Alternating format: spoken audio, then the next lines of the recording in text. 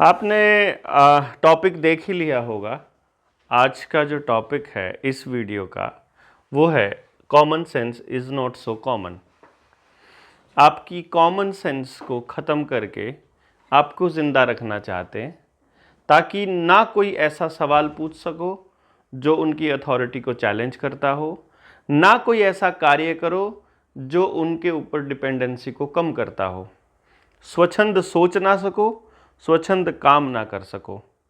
इसलिए आपको एक ऐसे भ्रम जाल में फंसा दिया जाता है कि आप चाहकर भी उससे नहीं निकल पाते हैं और आपको अपने डिफेंस में केवल एक ही शब्द मिलता है, क्या करें, हर तरफ ऐसा ही तो माहौल है, हम अकेले क्या कर सकते हैं, बाकी भी तो सारी दुनिया ऐसे ही कर रही है, जो हाल बाकियों का होगा वो हमारा हो जाएगा, जो सब कर रहे हैं वही हमें करना पड़ रहा है, अब हम क्या कर सकते हैं, व्यवस्था ही ऐसी है, सिस्टम ही ऐसा है।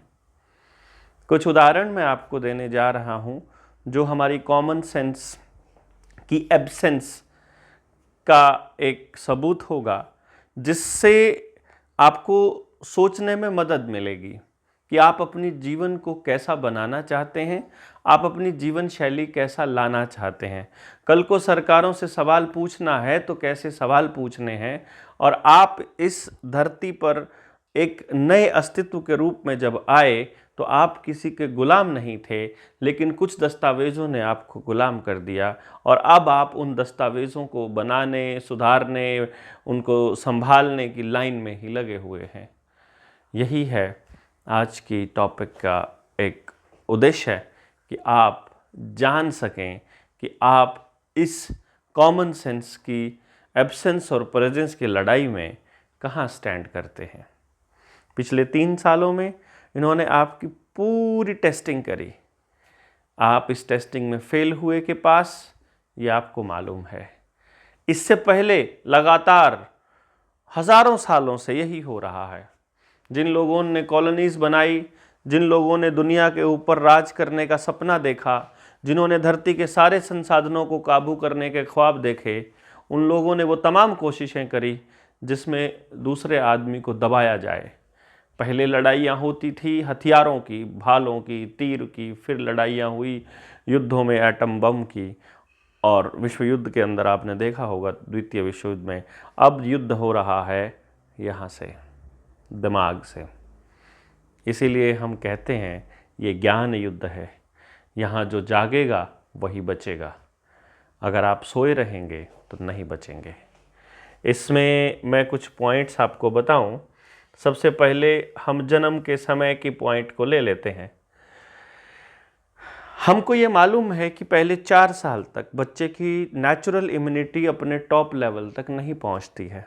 इसलिए जब बच्चा छोटा होता है वो लगातार बीमार होता है। उसे मतलब सबसे पहले पीलिया हो जाएगा जब वो पैदा होगा, जॉन्डिस, मतलब उसका आपको लगेगा कि इसका जो ब्लड में हीमोग्लोबिन है वो बहुत कम हो गया है, और बाद में उसको फिर लाइट में रखा जाएगा और फिर तमाम तरह के ऐसे उपचार दिए जाते हैं जिससे कि वो फिर से उसका ब्लड बनना शुरू हो जाता है। इसी तरह से उसको बहुत जल्दी जल्दी दस्त लगेंगे, उसको अपच की भी शिकायत रहेगी, वो उल्टी भी गिर सकता है, मतलब जैसे ही दूध पिया उसने उल्टी कर दी, तो इस तरह से कुछ बुखार हो जाएगा उसको कभी भी, और धीरे धीरे उसकी इम्यूनिटी बढ़ती है और 4 साल के बाद वो बच्चा बीमार होना कम हो जाता है, और 6 साल के बाद और कम हो जाएगा, 10 साल के बाद वो बीमार होना बिल्कुल बंद हो जाएगा। ये मैंने अपने जीवन में अनुभव किया है अपने बच्चे से, और इसका पूरी तरह से मैं देख रहा हूँ अपने जनता सरकार मोर्चा के जो साथी हैं। ऐसे बहुत बच्चे हैं जिन्होंने प्रेगनेंसी से लेकर के, और आज किसी का बच्चा 10 साल का है, किसी का 7 साल का है, किसी का 4 साल का है, उन्होंने आज तक डॉक्टर की शक्ल नहीं देखी है। और वो बच्चे अगर आप देखेंगे उनका ऊर्जा का स्तर टॉप पे है, उनकी समझ टॉप पर है, उनकी लड़ने की क्षमता टॉप पर है, उनकी समझने की क्षमता टॉप पर है। वो अपने आसपास के बच्चों से कहीं ज़्यादा बुद्धिमान नज़र आते हैं, कहीं ज़्यादा शक्तिशाली नज़र आते हैं, और बार बार बीमार भी होते हैं, लेकिन बहुत जल्दी ठीक भी हो जाते हैं, क्योंकि डॉक्टर के पास जाना नहीं है, तो शरीर अपने आप को अपने आप इम्यूनिटी दे रहा है। तो जो बचपन में जब पैदा होते ही जो आपके बच्चों को ये ठोके जाते हैं, इनका तात्पर्य क्या है? क्या आपने कभी जाना है कि ऑटिज्म जो है वो कब से होना शुरू हुआ? बच्चों में अगर पोलियो की शिकायत होनी शुरू हुई तो वो कब से शुरू हुई? क्या आपने डॉक्टर कमलप्रीत सिंह की एक किताब उन्होंने लिखी है, द वैक डैश सीन, ये डैश हटा लेना, क्राइम रिपोर्ट, जो अमेज़न पे इस वक्त नंबर 1 चल रही है, उसमें उन्होंने CDC और WHO के जो रिकॉर्ड है, उसका जो ऑफिशियली जो उनका डेटा है, उसके आधार पर ये बताया है कि बचपन से बच्चों में लगने वाले इन सारे एक्शनों का क्या असर होता है। यदि मैं कुछ और कहूँगा, यदि मैं सच बोलूँगा तो शायद वीडियो उठ जाए, तो थोड़ी इन्फॉर्मेशन ही सही, आप इसको खुद से सर्च कर लीजिएगा, उस किताब को मंगवा के पढ़ लीजिएगा। इसके बाद आपको समझना होगा ये वाला चीज़, जब आपका बच्चा थोड़ा बड़ा हो जाता है तो आप उस बच्चे को 3 साल की उम्र में ही समाज से काट देते हैं, और फिर कहते हैं कि बच्चा समाज के लिए कुछ सोचता नहीं है बड़ा होने के बाद। जब उस बच्चे को समाज ने कुछ दिया ही नहीं, जब उसके ऊपर सारी मेहनत उसके माँ बाप ने की है, तो फिर वो समाज का क्यों सोचे? जब आपने उस बच्चे को सौंप दिया एक नौकरी करने वाले व्यक्ति के हाथों में, जो टीचर है उसका वो नौकरी करता है मात्र, वो आज टीचर नहीं बचा, वो आज शिक्षक नहीं बचा, आज वो घर से आपके बच्चे को सिखाने के लिए नहीं चलता है, आज वो केवल अपनी नौकरी बचाने के लिए घर से आता है। वो अपना टाइम पास करने के लिए आ रहा है या अपना घर चलाने के लिए टीचर बना है, ये दूसरी बात है, लेकिन वो आज आपके बच्चे के लिए नहीं आ रहा, आज वो अपनी नौकरी के लिए आ रहा है। और वो नौकर आपके बच्चे को बताएगा, बेटा यू कैन डू बेटर, थोड़ी और मेहनत करो, थोड़ा और अच्छा करोगे ना, next time you will perform better. सबको मालूम है 40 बच्चों की क्लास में एक से ज़्यादा बच्चा टॉप नहीं आ सकता, लेकिन 40 के 40 बच्चे उसी कोशिश में हैं। फिर उसके बाद आ जाएंगे, फिर आपको ये मालूम है कि जिस पार्ट की एक्सरसाइज करेंगे वो मजबूत होता है। तो आपका बच्चा जब स्कूल में होता है तो सबसे कम किस चीज़ का इस्तेमाल करता है? अपने शरीर का, क्योंकि वो बैठा रहता है। नंबर 2, अपने मस्तिष्क दिमाग का, क्योंकि उसे वही सब करना होता है जो उसे पढ़ाया जाए, जो उसे बताया जाए, जो उसको लिखवाया जाए, जैसे उसको दिशा निर्देश दिए जाएं। मतलब क्या हो गया? आपका बच्चा अपने दिमाग से कुछ नहीं करेगा। तो जिस भी बच्चे ने कंपटीशन की लड़ाई लड़ी है और कंपटीशन की लड़ाई जीत कर किसी नौकरी पर पहुंच गया है, उस बच्चे का कॉमन सेंस सबसे ज़्यादा निचले स्तर पर आपको नज़र आएगा, क्योंकि वो इसी का नतीजा है। फिर आप उस बच्चे को देते हैं मार्क्स बेस एजुकेशन। जितने बच्चों की नौकरी है, जितने पोस्ट निकली है, भाग दो, जितने टोटल फॉर्म भरे गए हैं गुणा करो 100 से, प्रतिशत आएगा। आपके आसपास अपने जीवन में जितनी नौकरियां आपने देखी हैं, एक बार उनके ऊपर नज़र दौड़ा लीजिए, आपको पता चलेगा 0.1% से भी कम सक्सेस का रेट मिलेगा और 99.9% से ज़्यादा आपको फेलियर का रेट मिलेगा। यानी आप अपने बच्चों को ऐसी दौड़ में शामिल कर रहे हैं जहां शर्तिया चांसेस हैं 99.9% कि वो फेल होगा। समझ लीजिए कॉमन सेंस। आगे बात आती है गांव की। गांव के बारे में बहुत सारी चीज़ें देखी जाती हैं।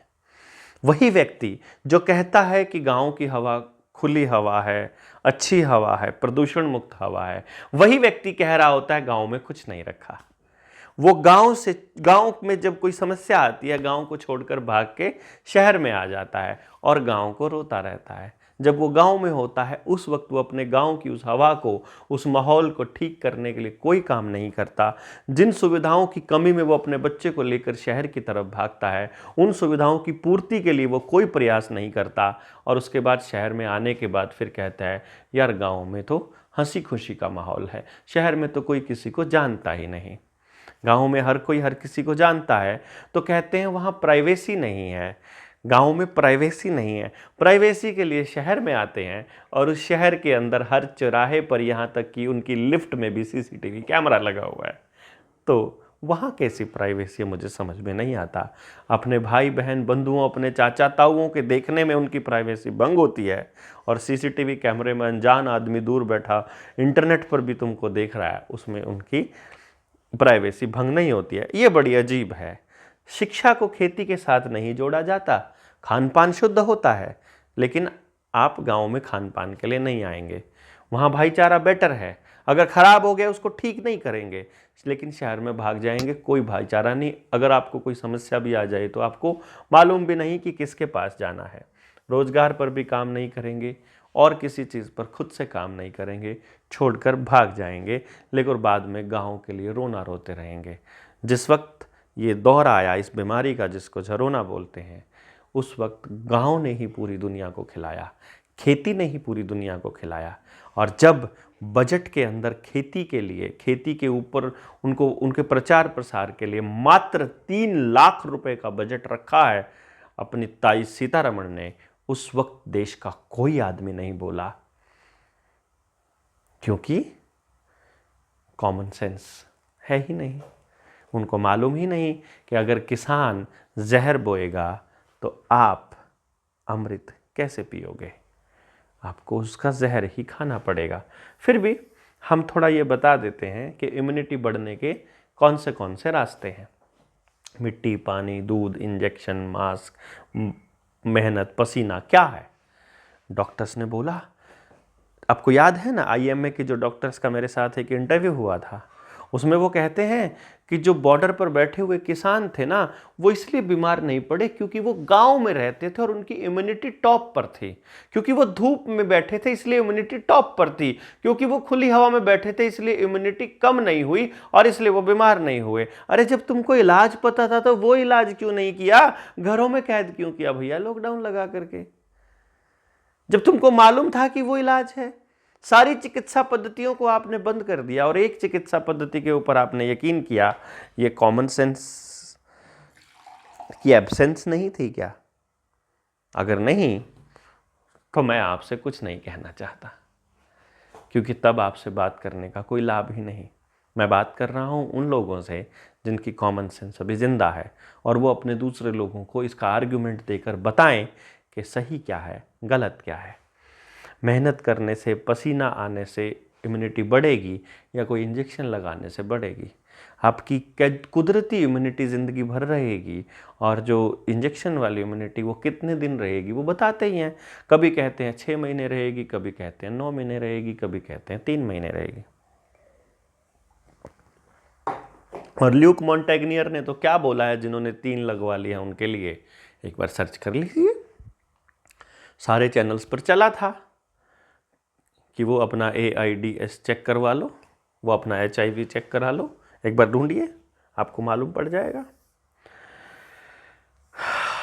देख लीजिएगा, जीवन आपका ऑक्सीजन से चलता है। मैंने ये ऑक्सीजन सिर्फ ये मैंने इसलिए रखे हैं ताकि एक शब्द पता चले, आपके जिंदा रहने के लिए ऑक्सीजन चाहिए। और ये बताया जाता है कि अंदर अगर कोई इस तरह से है कि अंदर कीटाणु आपको खा रहे हैं, जिसको बाद में कैंसर कहा जाता है, विषाणु अगर आपको परेशान करते हैं या आपके अंदर बैक्टीरिया आपको खाने लग जाता है आपके अंगों को, तो उस दौर में भी ऑक्सीजन की अधिकता आपको जीवित रख सकती है। यानी आपकी इम्यूनिटी को बढ़ाने के लिए ऑक्सीजन का स्तर टॉप पे होना चाहिए। लेकिन जब आपका मुंह बंद है तो ऑक्सीजन नीचे होकर आपकी इम्यूनिटी कैसे बढ़ेगी? ये कहा जाता है कि बीमार के पास अगर 4 आदमी आ जाए मिलने के लिए तो वैसे ही खिल उठता है, और जब आदमी अंदर से खुश होता है तो इम्यूनिटी बढ़ती है। तो उसको अकेला रहने से इम्यूनिटी कैसे बढ़ेगी, ये आप समझदार हैं। जब आदमी निर्भीक होता है, जब आदमी खुश होता है, जब आदमी निडर होता है, जब किसी से नहीं डरता है तो उसकी इम्यूनिटी टॉप पर होती है, और जब आदमी डरा हुआ होता है तो उसकी इम्यूनिटी डाउन होती है। तो आपको टेलीविज़न ने डराया है या आपको निश्चिंत रखा है? आपको प्रधानमंत्री ने डरने की सलाह दी है या ना डरने की दी है? आप समझदार हैं। आपको समाज से जोड़ा है कि तोड़ा है? आप समझदार हैं। आपको ये मालूम है कि अगर ये बीमारी, मान लीजिए खांसी हुई, मुझे जुकाम हुआ, क्योंकि यहाँ धूप है, हवा है, पानी है, रेगिस्तान है, पहाड़ हैं, पेड़ है और ढेर सारी वनस्पति हैं, इसीलिए यहाँ के लोग बीमार कम पड़ते हैं। भारत के लोग, इस भारत के क्षेत्र में रहने वाले लोग, इसमें पाकिस्तान भी आता है, बांग्लादेश भी आता है, श्रीलंका भी आता है, चाइना भी आता है, इनकी चिकित्सा पद्धतियाँ अलग हैं। जो लोग ऐसे प्रदेशों में रहते हैं, ऐसे देशों में रहते हैं जहाँ सूरज ही कई बार 9-9 महीने तक नज़र नहीं आता, जहाँ 4-4, 5-5 महीने तक सूरज नज़र नहीं आता है, जहाँ बर्फ़ पड़ती है, जहाँ बारिश होती है, जहाँ नमी बनी रहती है, वहाँ के लोग बीमार होने के चांसेस हैं। जहाँ विविधता नहीं है वनस्पतियों में, वहाँ के लोग ज़्यादा बीमार होते हैं। लेकिन उन्होंने अपनी पद्धतियों को हमारे ऊपर थोपना शुरू कर दिया। उनको ज़रूरत होगी बाहर से इम्यूनिटी के लिए कोई ना कोई ये लगाने की, हमको ज़रूरत थी नहीं, बाकी आपको भी लगा दिया गया। आप समझदार हैं, उसके बाद बड़ा है कि घटा है। पहली जो लहर आई थी 1 साल में, उस टाइम पे क्या था डेथ रेट, ढूंढिए ना। 17 में कितने मरे, 18 में कितने मरे, 19 में कितने मरे, और फिर 20 में कितने मरे, ढूंढिए, और फिर 21 में कितने मरे, क्योंकि 26 जनवरी से ये चालू हो गए थे। और जो लहर आई थी वो इसके बाद ही आई थी, अगर आपको पता ना हो, और लाइनों में यही लगे हुए थे, और जब थोक में लाइनों में लगे थे तो थोक में अस्पतालों में पहुंचे थे, और जिन लोगों को लपेट करके सफेद चादर में दिया था वो वही लोग थे जो बड़े बड़े अस्पतालों में गए, वो नहीं थे जो घरों में रहे। हालांकि आरएमपीज तक को चिट्ठी आ गई थी कि आप इस पद्धति के अलावा कोई और इलाज नहीं करेंगे, अगर करेंगे तो आपका लाइसेंस रद्द कर दिया जाएगा, आपको प्रैक्टिस करने नहीं दी जाएगी। आयुर्वेद वालों को भी यही चिट्ठी आई थी। बाकी आप समझदार हैं, हम लड़ेंगे नहीं। एक दूसरी चीज़ ये समझने की है, ये लोग किसके लिए होते हैं? पुलिस, सरकार, चिकित्सा करने वाले लोग, ये किसके लिए होते हैं? ये मैं बातें बोल चुका हूँ। आपके मौलिक अधिकारों का हनन हुआ, आप बोले क्या? नहीं बोले। आपसे आपकी आज़ादी छीन ली गई, आप बोले क्या? नहीं बोले। आप कहाँ जा रहे हैं, कहाँ कितनी देर में कहाँ थे और कहाँ से आए हैं, सब कुछ एप्लीकेशन के ऊपर डाला है। आपको बोला कि आपको ये एप्लीकेशन डाउनलोड करनी पड़ेगी, वो आपने डाउनलोड की, आपकी लोकेशन का एक्सेस लिया, और बाद में कहा ये पता नहीं किसने बनाई। एक टीवी आया, नमो टेलीविज़न, चुनाव से पहले, आप बाद में पूछा वो किसका था, आज तक भी पीएम वो जवाब नहीं दे पाया वो किसका था। है ना कमाल की बात? इस देश में कोई भी कभी भी कोई भी टीवी चैनल चला दे और आपको पता ही ना हो, चुनाव के बाद वो गायब हो जाए। पाबंदियां लगाई गई, प्रचार किया गया, कैसे कैसे, मतलब कोई एक बीमारी ऐसी है जिसको एस्टैब्लिश होने के लिए प्रचार की ज़रूरत है। कंपनी को जैसे एस्टैब्लिश होने के लिए प्रचार की ज़रूरत होती है, कॉलर ट्यून भी वही, दीवारों पर भी वही लिखा हुआ है, होर्डिंग्स पर भी वही लिखा हुआ है, टीवी पर भी वही है, रेडियो पर भी वही है, आपके नेता भी वही बोल रहे हैं, ट्विटर पर भी यही है, आज मेरे से पॉजिटिव पाया गया, अब जो मेरे संपर्क में आए हैं खुद को क्वारंटाइन कर लें। अभी तीसरी लाने के चक्कर में भी ऐसे हुआ ना, जब जनता सरकार मोर्चा के साथियों ने आने ही नहीं दिया। अभी आज ही आचार्य अग्निव्रत जी का फ़ोन आया, उन्होंने पूछा, अरे ये अगली लहर नहीं आ रही है बलारा जी, क्या सीन है? हमने कहा आएगी भी नहीं, अब ये कोई दूसरा लेकर आने का प्लान कर रहे हैं वायरस, देखते हैं कौन सा लेकर के आएंगे। आने के बाद वो तो चलेगी नहीं। ये तब तक आराम से चलेंगे जब तक आपका आधार का डेटा नहीं जुड़ जाता। आपको लालच में फंसाने के लिए, आपको थोड़े थोड़े पैसों का लालच देने के लिए आधार का डेटा मांगेंगे। आपको कहेंगे अगर आधार नहीं दोगे तो ये सुविधा नहीं मिलेगी, क्योंकि आपके बारे में इनको पूरी तरह से मालूम है कि ये बोलेंगे नहीं, क्योंकि ये लोग बोलते ही नहीं हैं।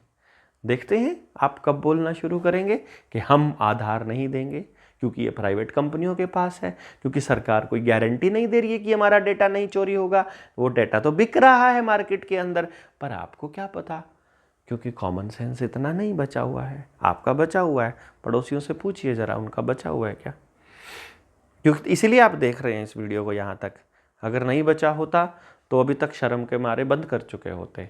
जो लोग बंद कर चुके हैं वो समझ लीजिए उनको पता लग रहा है कि मैं उनको बता रहा हूँ कि आपकी कॉमन सेंस अभी नीचे है, और आपको अपने साथियों से बताना है कि भैया ये ऐसा हो रहा है, इम्यूनिटी का डर से क्या लिंक है, नेचुरल अच्छी होती है कि डिपेंडेंट इम्यूनिटी बढ़िया होती है, ये आप बता सकते हैं। फिर रोज़गार के ऊपर बात आती है।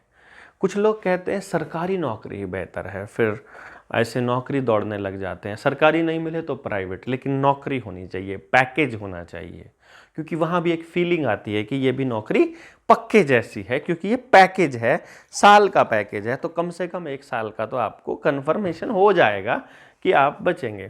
कंपनियों की वकालत करते हैं सरकार के पिट्ठू, मतलब मैं उनको क्या कहूँ, मन तो करता है उनको गधा बोलूँ, पर क्या करूँ, मैं नहीं बोलूँगा। मन तो करता है उनको मतलब कुछ सुना दूँ बढ़िया वाला, लेकिन नहीं, अभी रहने देते हैं, पहले बात करते हैं। मान लीजिए एक आपके शहर में किसी बड़े उद्योगपति का, अडानी का, अंबानी का कोई शोरूम खुला है, तो उस शोरूम को आपके लिए क्या बेटर रहेगा? उस शोरूम के लिए आप बताइए मुझे, क्या सही रहेगा? कि उस शोरूम का मैनेजर कौन है? वही लोकल काम करने वाला बच्चा। तो अब उस शोरूम का प्रॉफिट किसको मिल रहा है? अंबानी अडानी को। अब उसको वो शोरूम खोलने के लिए लोन किसने दिया? हमारे बैंक ने। उस बैंक में पैसा किसका पड़ा है? हमारा पैसा पड़ा है। उसका लोन हमारे बच्चे को नहीं मिलेगा। जो बच्चा उसके उस शोरूम को मैनेज कर रहा है उसको नहीं मिलेगा वो शोरूम खोलने के लिए पैसा लोन के रूप में, उसको मिलेगा अडानी साहब को। समझते हैं ना? लेकिन आप ये लड़ाई नहीं लड़ेंगे। आप नहीं कहेंगे कि उसी की चेन क्यों? क्योंकि अगर एक व्यक्ति मर गया, एक व्यक्ति खत्म हो गया तो सब खत्म ना। इसीलिए तो एक व्यक्ति तक लेकर जा रहे हैं, क्योंकि मैनेज करना आसान है। ज्यादा उद्योगपतियों को मैनेज करना मुश्किल है, इसलिए सारा पैसा उन्हीं की तरफ ले जाओ, सारी कंपनियों को उन्हीं से खरीदवा दो, उनके शेयर्स पहले चढ़ा दो, उसी पैसे से चीजें बनवा दो। अब बैंक भी अगर उनके हो गए और हमारी ज़मीनें नीलाम होकर के बैंकों के पास पड़ी हुई हैं, तो बैंक जब ज़मीन को नीलाम करेगा तो उसका मालिक वही तो होगा जो बैंक के पास जिसके पास बैंक के शेयर हैं। समझ रहे हैं ना प्राइवेटाइजेशन का खेल? नहीं समझ रहे हैं? मालिक कौन बनेगा? समझ जाएं शायद। अगर समझ आ जाए तो बहुत अच्छी बात है, नहीं समझ में आए तो फिर समझ लीजिए, फिर से पहली लाइन को याद कीजिएगा, common sense is not so common. Common sense इतनी आसानी से मिल जाती भैया तो हम लड़ सकते ना अपने बच्चों से, अपने बच्चों के लिए इन राक्षसों से। लेकिन शायद अभी इनकी कॉमन सेंस को जगाना बाकी है। हमको जिनको ये समझ आ गया है वो ये लड़ाई लड़ेंगे तो शायद हम अपनी अगली पीढ़ियों को बचा पाएंगे। जिनको ये बातें समझ में नहीं आ रही हैं, जिनको ये भी नहीं पता है कि जनता सरकार मोर्चा और तमाम तरह के संगठन आपके बच्चों के लिए लड़ रहे हैं, जो आपसे बहस करते हैं, उनको ये मत कहिएगा कि हमें तुम पर गुस्सा आता है। हमको तो उन पर दया आती है। उनको मालूम ही नहीं है कि कोई व्यक्ति आपको जाने बिना आपसे लड़ रहा है, क्योंकि उसको ये समझ में आ गया कि उसके बच्चे का बचना संभव ही नहीं जब तक आपका बच्चा नहीं बचेगा। समाज ही नहीं बचेगा तो बच्चे कैसे बचेंगे? तो ये जो चेन बनाने के लिए उनको पैसा दिया जाता है, ये हमारे बच्चों को मिलना चाहिए, लेकिन नहीं, क्योंकि हम अभी आवाज़ उठाना नहीं सीखे हैं। बड़ी आसानी से बड़े चक्रव्यूह में फंसा हुआ व्यक्ति बड़े आराम से आपको बोल देगा, अरे फिर उनके भी तो होते हैं, क्रोसिन का भी तो होता है साइड इफेक्ट, पैरासिटामोल का भी तो होता है, फिर भी लेते हैं ना। अरे भाई क्यों लेते हो जब ये मालूम है कि उसका साइड इफेक्ट होता है? आपको दी जाती है भाई साहब, आपको समझना चाहिए हर बीमारी के लिए अलग अलग पद्धतियों में अलग अलग इलाज संभव हैं। तो आपको ऐसे केमिकल लेने की ज़रूरत नहीं है जिनके साइड इफ़ेक्ट्स होते हों। आप ऐसे केमिकल्स लीजिए ना, आप ऐसी दवाएं लीजिए, आप ऐसी औषधियाँ लीजिए ना जिनका साइड इफ़ेक्ट ज़ीरो होता हो। लेकिन उस पर बात करने के लिए, उस पर चर्चा करने के लिए तो आपके पास समय नहीं है, क्योंकि टीवी ने ये बता दिया कि आयुर्वेद में त्वरित उपचार नहीं है, जबकि उसमें है। आपको ये बता दिया कि दूसरी पद्धति एलोपैथी के अलावा बाकी सारी स्लो प्रोसेस में काम करती हैं, और आपने उसको मान लिया क्योंकि आप तो प्रोपेगेंडा गैंग की मानते हैं। क्या ही बताएं आपको। बाकी ये शहर वाले पे बात आई थी कि शहर में अपने पेड़ काट कर, गाँव में अपने पेड़ काट कर, अपने आसपास के जंगल ख़त्म करके हम पहाड़ों में जाते हैं सुकून की तलाश में। ये कॉमन सेंस की एब्सेंस ही तो है। कुदरत ने हर गांव को जंगल दिया था, पानी ही पानी है, नदियां हमारे आसपास से बह रही हैं, लेकिन उनकी रक्षा नहीं की। उनके ऊपर बड़े उद्योगपतियों की नज़रें हैं और वो उनको खरीदने के लिए, बेचने के लिए ललायत हैं। और आप शांति की खोज में, प्रकृति की खोज में पहाड़ों पे जाएंगे, वहाँ की खूबसूरती को निहारेंगे, बड़ा आनंद लेंगे और 3-4 दिन में वहाँ प्लास्टिक फेंक कर आ जाएंगे, उसकी खूबसूरती को कबाड़ बना कर आ जाएंगे। यही कॉमन सेंस है हमारी, ऐसी ही कॉमन सेंस है हमारी। बाकी आप समझदार हैं मैं क्या कहना चाह रहा हूँ। दूध प्योर चाहिए, लेकिन हमारी बेटी डंगरों का काम नहीं करेगी, गाय नहीं पालेंगे हम, क्योंकि गाय दूध कम देती है। चाहे वो औषधि जैसा लगता हो, चाहे वो औषधि होता हो उसका दूध, लेकिन हम पालेंगे नहीं क्योंकि कम देती है। क्योंकि हमको तो व्यवसाय देखना है, हमको तो पैसा देखना है, स्वास्थ्य नहीं देखना। पैक्ड खाना अच्छा होता है कि फ्रेश खाना अच्छा होता है, सबको पता है।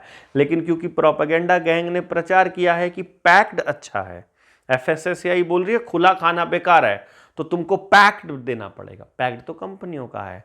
शायद आपको मालूम नहीं है, जिनको हम विकसित देश बोलते हैं, उन देशों में शुद्ध खाना और ताज़ा खाना एक लग्जरी है।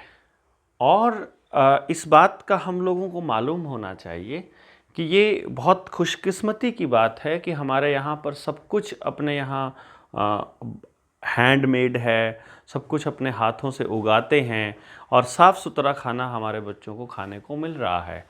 वरना जो बच्चे आपके विदेशों में गए हैं उनसे पूछ करके तो देखिए कि क्या आप शुद्ध खाना खाते हो, क्या आप ताज़ा खाना खाते हो।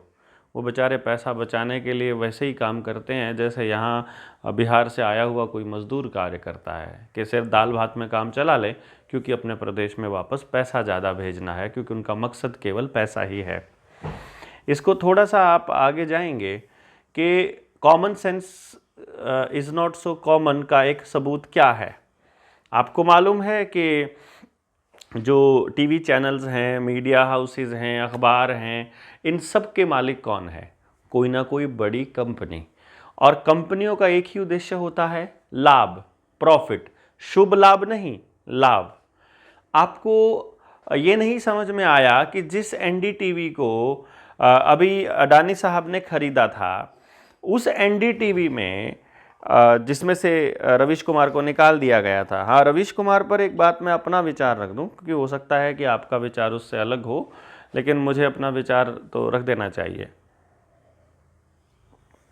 मुझे लगता है कि रवीश कुमार, पहले लगता था कि रवीश कुमार भी इसी प्रोपेगेंडा गैंग का हिस्सा है, और ये नहीं बोलता, इस बीमारी के ऊपर नहीं बोलता, ये इस पर्टिकुलर टॉपिक पे नहीं बोलता, ये रोज़गार का मुद्दा उठा रहा है, ये बिक्री प्राइवेटाइजेशन का मुद्दा उठा रहा है और बाकी सारे मुद्दे उठा रहा है। लेकिन जो देश में इस बीमारी के नाम पे चल रहा है, इस पे कुछ नहीं बोलता। न्यू वर्ल्ड ऑर्डर पे वो कुछ नहीं बोलता है।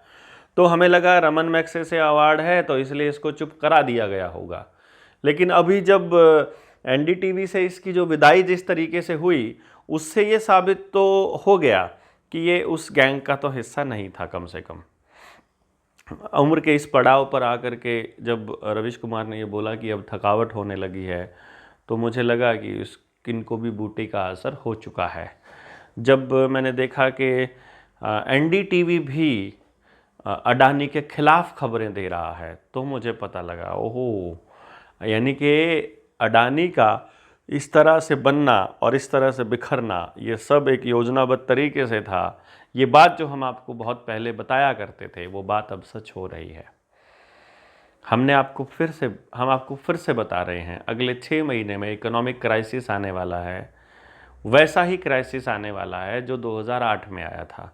पूरी दुनिया में क्राइसिस आया, लेकिन भारत में नहीं आया था, क्योंकि भारत के लोगों के पास 23%, 24% बचत थी। 23% लोग बचत करते थे रेगुलरली। हमारे देश में अब बचत का पैसा नहीं बचा है। आपका पैसा या तो बैंकों में जा चुका है, या किसी कंपनी में इन्वेस्ट हो चुका है, या आप खर्च कर चुके हो। अब देश के लोगों के पास पैसा नहीं है। डिमोनेटाइजेशन ने जो काम किया, वो इसी चीज़ का हिस्सा था।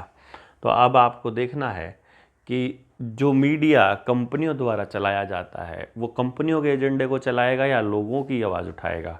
और आपको मालूम है कि ये सब बेकाऊ माल है, उसके बाद भी आप इनकी बातों को मानते हो। उसके बाद भी आपको यकीन दिलाने के लिए आपको खबरों की ही कटिंग भेजनी पड़ती है, उन्हीं अखबारों की जिनके बारे में हम ये मानते हैं कि ये सब बिका हुआ है। फिर कुछ लोगों को, कुछ किसानों को लगता है, जब हम उनसे पूछते हैं अपने बच्चों को क्यों आप पेस्टिसाइड और केमिकल्स खिला रहे हो, तो वो बोलते हैं नहीं नहीं नहीं, हम तो अपने खेत में अपने खाने लायक जो बोते हैं ना, उसमें तो हम बिल्कुल पेस्टिसाइड यूज़ नहीं करते। फिर हम उनसे पूछते हैं अच्छा जी, तो फिर इसका मतलब तो ये हुआ कि जो आपने बाकी के जो मतलब फसल थी उसमें जो पेस्टिसाइड डाले वो तो आप तक नहीं पहुंचेंगे ना। नहीं, वो तो आप नहीं खाओगे ना। नहीं नहीं, हम नहीं खाते हैं। अच्छा, वो जो तुम ब्रेड खा रहे हो, ये जो बिस्किट्स खा रहे हो, ये जो और खाने की जितनी आइटम आप बाजार से ला रहे हो, ये कौन से वाले गेहूं से, कौन से वाले आटे से या कौन से वाले प्रोडक्ट से बनी है, पेस्टिसाइड वाले या जो आपने बोया था? हो, ये तो सब बाहर से ही आता है, बाजार से। ये तो हमने कभी सोचा ही नहीं, इतने सालों में कभी नहीं सोचा। अरे रोज बात तो करते हो कि सब कुछ खाना खराब हो गया है इसलिए हार्ट अटैक्स आ रहे हैं, खाना खराब हो गया इसलिए ये सब हो रहा है, हिम्मत नहीं रही क्योंकि काम नहीं बचा। अरे प्रॉब्लम का पता है, सोल्यूशन नहीं ढूंढ सकते। ये कॉमन सेंस की कमी नहीं है क्या? कॉमन सेंस की एब्सेंस ही तो है। भैया आपको ये पता चल गया कि ये जीएमओ है और इससे आने वाली नस्लें जो है वो नपुंसक होने वाली हैं, तो आप फिर भी जीएम बो रहे हो, फिर भी जीएम खा रहे हो। फिर आपको ये मालूम है कि ये जो खाना है इससे बीमारियां फैल रही हैं, फिर भी आप वो बो रहे हो, फिर भी आप वो खा रहे हो, फिर भी आपको पता है कि वो घूम के आना है और फिर भी आप उसको यूज़ कर रहे हो। तो ये कॉमन सेंस की एब्सेंस ही तो है ये, क्योंकि इनका समाधान तो आप ही के पास है पहले से ही, क्योंकि आपको प्रॉब्लम का भी पता है। तो मैं तो यही कहूँगा आपको फिर से, उसके बाद आप चले जाइए। हैंडमेड के ऊपर बड़ा मतलब गर्व करते हैं, लेकिन साथ ही साथ प्रोडक्ट कंपनियों का ही खरीद कर लाते हैं, क्योंकि उनमें हैंडमेड वालों में वो उस तरह की सफाई नहीं मिलती है, शायद आपको ऐसा लगता होगा। तो ये भी एक इशू आता है। अब मैं आपको क्या बताऊं, नशा बहुत बुरा है, ये सबको मालूम है कि नशा नहीं करना चाहिए, लेकिन एडवर्टाइजमेंट जो करेगा कि रेड एंड वाइट पीने वालों की बात ही कुछ हो रहा है। जो जर्दा की, जो गुटखा की, खैनी की जो एडवर्टाइजमेंट करेगा उसको आप सुपर हीरो मानते हैं, उनको आप हीरो बोलते हो। अरे वो एक्टर हैं भाई, वो हीरो नहीं है। हीरो होते हैं जो देश के लिए काम करते हैं, लेकिन नहीं, आप बियर की, विस्की की, स्कॉच की एडवर्टीजमेंट लेडीज़ भी करेंगी, आपके अभिनेता भी करेंगी, अभिनेत्रियां भी करेंगी। और ये जो 3 देशभक्त का जो चोला ओढ़ कर आता है अक्षय कुमार, है तो वह कनाडा का नागरिक वैसे, फिर वो अपना अजय देवगन है, फिर शाहरुख खान। अब शाहरुख खान ने देखे ना आपने, शाहरुख खान ने सेंट्रो कितनी बेची, एक भी इस्तेमाल नहीं की। फेयर एंड लवली बेची कितनी, लेकिन वो तो अभी भी वैसा ही पड़ा है। लोगों को कह रहा है गोरे हो जाओ और काला भसंड खुद पड़ा है। मतलब हम गोरे और काले में डिफरेंस करते हैं, तुम हमारे दिमाग में ये डाल रहे हो कि गोरा होना ज़्यादा अच्छी बात है। तो ये रेसिज्म नहीं है क्या? लेकिन आप में से कोई बोला ही नहीं। फिर उसके बाद आपने इन एडवर्टाइजमेंट एक्टर्स के ऊपर काम, अब ये वो एक है ना, एक धर्मेंद्र की वाइफ है हेमा मालिनी, वो इस आरओ की एडवर्टाइजमेंट करती थी, शुद्ध पानी की बात करती थी। आजकल तो चल रहा है कि ये आरओ में तो जो पानी है वो तो आपके सारे घुटने ख़त्म कर देता है। आपने तो केस नहीं किया उसके ऊपर, आपने तो लड़ाइयाँ नहीं लड़ी कि तुम ये कैसे कहती थी, तुमने हमको भ्रम में रखा। तो इसको नहीं कहेंगे हम कॉमन सेंस की एब्सेंस, मैं तो यही कहूँगा। बाकी आप ज़्यादा समझदार हैं। वैगी टूथपेस्ट किल्स 99.9% जम्स। अरे जो शरीर में, मुंह में हमारे फ्रेंडली जम्स हैं उनको भी तो मार देगा। एंटीबायोटिक है ना, बायोटिक के खिलाफ, यानी जो जीवों को मारे, तो उन ऑर्गेनिजम्स को भी तो मारेगी ना जो हमारे शरीर को हेल्दी रखने में मदद रखते हैं। बट क्योंकि कॉमन सेंस की कमी है, इसलिए एंटीबायोटिक खाने को अच्छा मानते हैं। मशीन बोलती है समय बचाती है ना, उस बचे हुए समय में क्या करते हो? पेड़ लगाते हो, समाज का कार्य करते हो, समाज में कुरीतियाँ हैं उनके लिए कार्य करते हो, गरीब बच्चों के लिए कुछ करते हो, सरकार को निमंत्रण नियंत्रण कुछ करने की काम करते हो, उनको अपने विचार बताते हो, लोकतंत्र के लिए कुछ करते हो, मौलिक अधिकारों के लिए कुछ करते हो, अपने पड़ोस के लिए कुछ नहीं करते हो ना। टीवी ही देखना है, मूवीज़ ही देखनी है, अगर गेम ही खेलने हैं, अगर गाड़ी उठा के इधर उधर घूमना ही है उस खाली टाइम में, तो फिर मशीनों के इस्तेमाल का क्या लाभ हुआ। जब ये मालूम है कि शरीर का जो हिस्सा काम करेगा वही ज़्यादा दिनों तक स्वस्थ रहेगा, तो दिमाग का इस्तेमाल कम कर दिया जाए, ऐसी पढ़ाई पढ़ेंगे, और शरीर का काम कम कर दिया जाए, ऐसे कार्य करेंगे, तो मशीनें आ जाएंगी, तो आप कमज़ोर पड़ जाएंगे, उसके बाद लड़ने लायक बचेंगे नहीं। बट हमको नहीं मालूम है क्योंकि कॉमन सेंस की एब्सेंस है। बाकी भैया जी,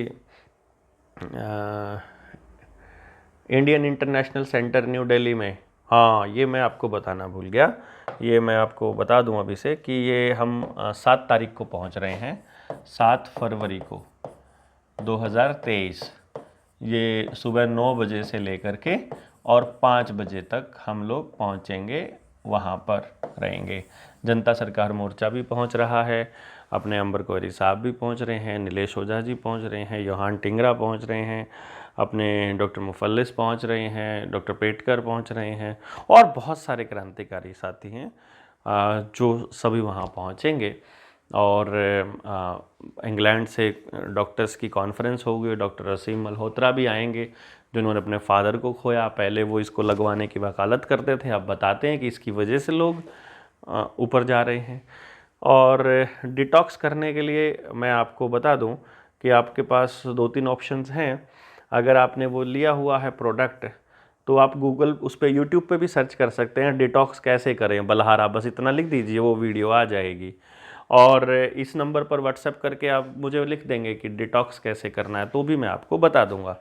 बट असली मुद्दा ये है कि आप सरकारों के प्रोपेगेंडा में कितना फंसते हैं, ये बहुत इम्पॉर्टेंट है। अगर आप नहीं फंसते हैं तो आपको लड़ना पड़ेगा अगली पीढ़ियों को बचाने के लिए, और अगर आप फंसे हुए हैं तो मुझे आपसे कुछ नहीं कहना। जय हिंद, जय भारत। आपको ये बात तो समझ में आ ही जानी चाहिए कि समाज में कौन लोग हैं जो देश हित में कार्य कर रहे हैं और कौन है जो कंपनियों के लिए कार्य कर रहे हैं। असली देशद्रोह है देश को बेचना, असली देशद्रोह है अपने ही लोगों को दुखी करना। देश किसी ज़मीन के टुकड़े के हिस्से को नहीं कहते दोस्तों। देश होता है, देश बनता है इस देश के नौजवानों से, इस देश के संसाधनों से, इस देश के जीव जंतुओं से, पेड़ पौधों से। इसलिए देश को बचाना है तो देश के लोगों के लिए बोलना शुरू करना पड़ेगा। बाकी आप ज़्यादा समझदार हैं, और जहाँ कॉमन सेंस की एब्सेंस है उनसे तो कहने का भी कोई लाभ नहीं है।